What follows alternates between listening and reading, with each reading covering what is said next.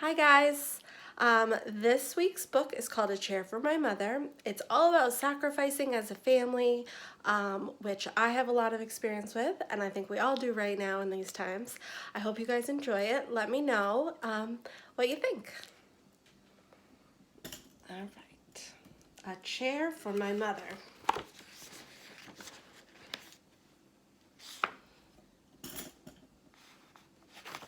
Oh, and this is one of the books that I have my envelope with vocabulary. So let's look what our vocabulary is. We're going to listen for pumps, spoiled, take a load off. That's an idiom. Wonder what that means. Exchanged, delivered, tips, bargain. Those are your vocabulary words that you're going to be listening for. Okay.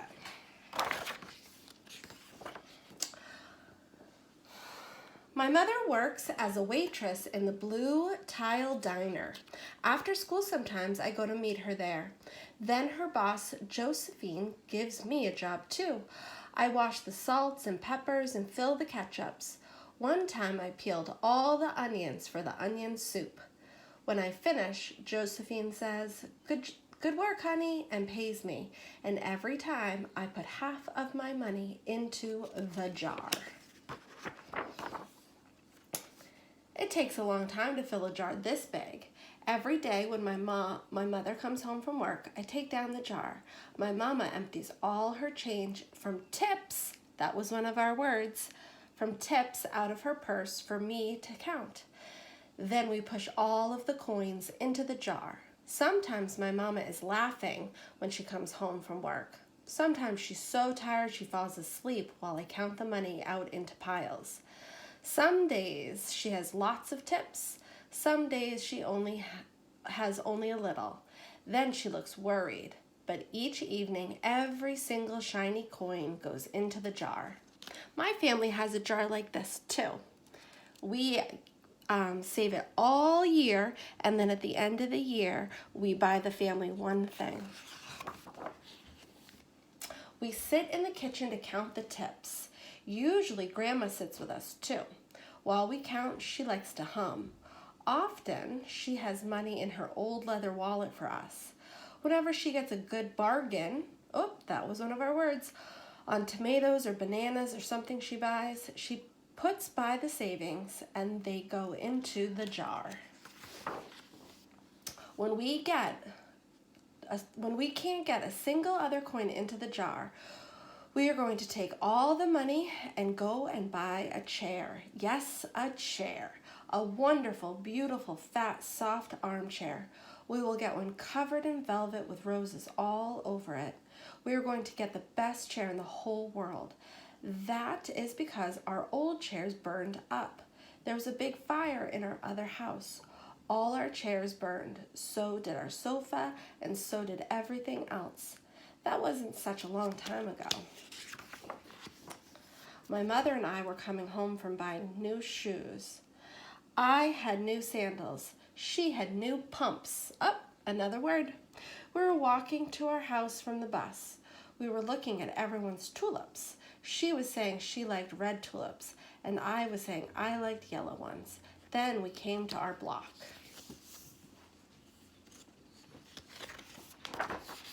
Right outside our house stood two big fire engines. I could see lots of smoke. Tall orange flames came out of the roof. All the neighbors stood in a bunch across the street. Mama grabbed my hand and we ran. My Uncle Sandy saw us and ran to us.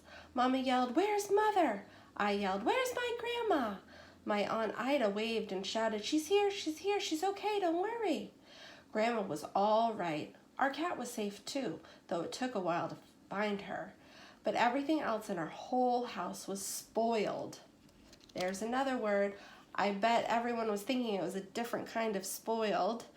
It's talking about things being spoiled, not people.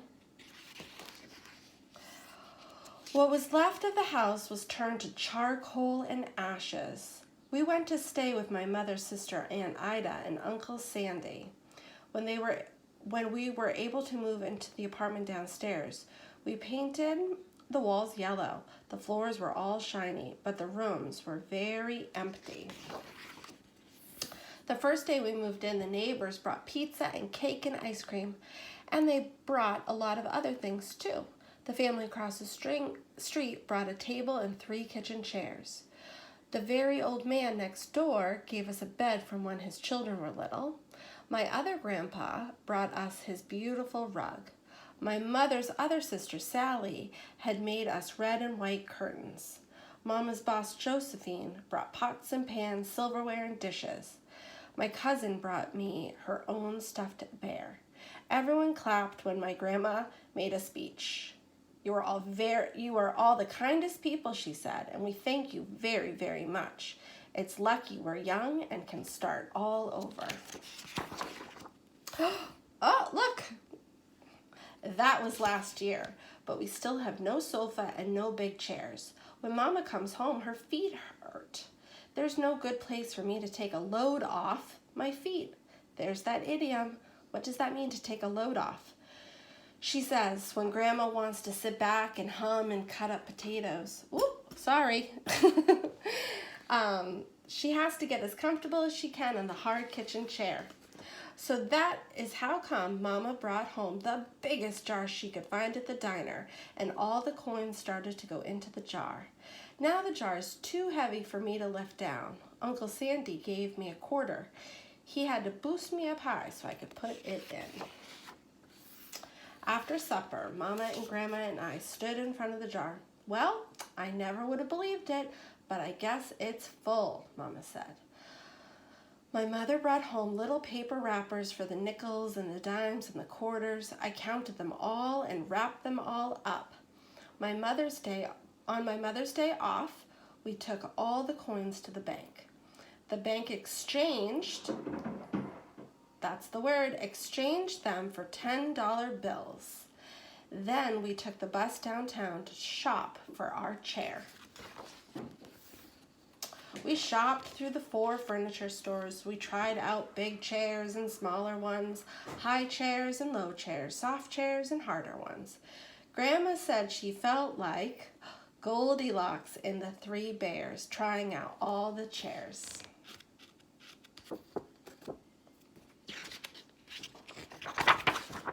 Finally, we found the chair we were all dreaming of, and the money in the jar was enough to pay for it. We called Aunt Ida and Uncle Sandy. They came right down in their pickup truck to drive the chair home for us. They knew we couldn't wait for it to be delivered. Do you guys see the perfect chair in this picture? There's in the back of the truck.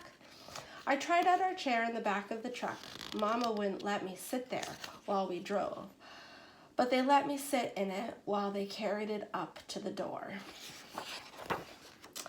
We set the chair right beside the window with the red and white curtains.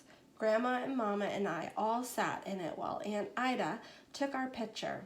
Now Grandma sits in it and talks with people going by in the daytime. Mama sits down and watches the news on TV when she comes home from her job. After supper, I sit with her and she can reach right up and turn out the light if I fall asleep in her lap.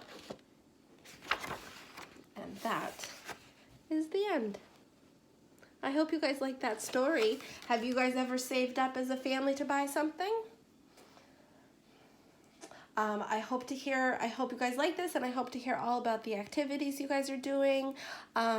Keep reading, keep playing, and keep letting me know how everyone's doing, okay?